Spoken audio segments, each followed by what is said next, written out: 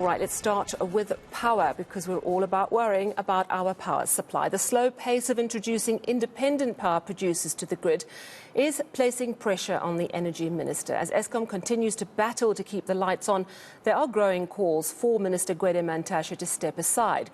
But he says it's not his fault. The minister led a visit to the Sasolburg green hydrogen operations today. Govan Whittles was following developments. He joins me now via Zoom. So, Govan, this was meant to be a walkabout with the media, I think. It didn't turn out that way. What happened?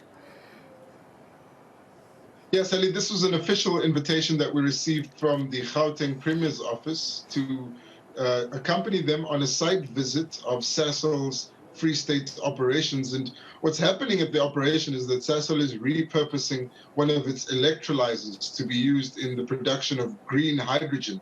That's a phrase you may remember from the president's address at the Mogalakwena mine in Limpopo, at Anglo's mine, where he unveiled that green hydrogen truck.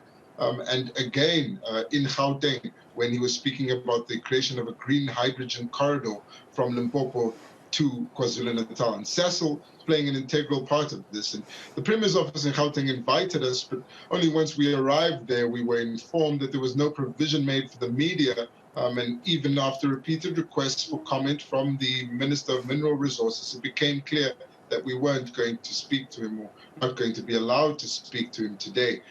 And then, of course, we tried to move on to cover one of the events by a group of civil society organizations, which had handed a letter to Mantashe yesterday and wanted him today to fully implement the integrated resource plan of 2019, and i.e. try to get out the maximum number of IPPs as is allowed by the policy. It's a decision which they say he can take immediately, but again, Mantashe not present at that discussion and hasn't availed himself through his office to any of our questions throughout the day. And it's interesting because we know that the energy minister has been criticised for seeming to take a slightly different view, to just pulling back on these IPPs. Tell me a little bit more about what civil society organisations are saying, bearing in mind we're all worried about where we're going to get our power from.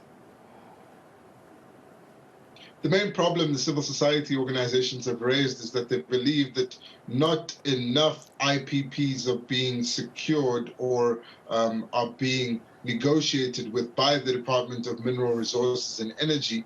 And essentially they say that there's a lot of room in the integrated resource plan of 2019 to bring more IPPs on board and to start the process of putting out a bid and then going through a procurement process and then obviously having some concurrence from NERSA. It starts in the office of the Minister of Mineral Resources and Energy, and that's what they say Govan Mantashe is not doing. He's not signing the Section 24 determinations, which would allow him to get that process started.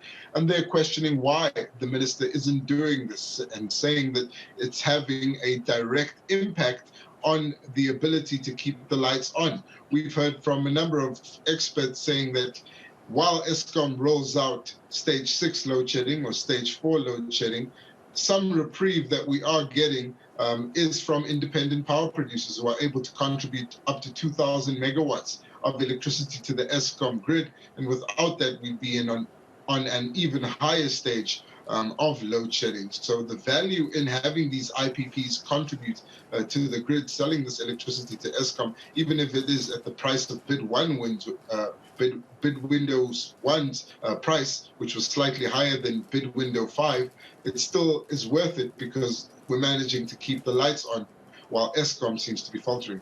Yeah, and certainly we've seen that Eskom sent out a notice just a little earlier this afternoon.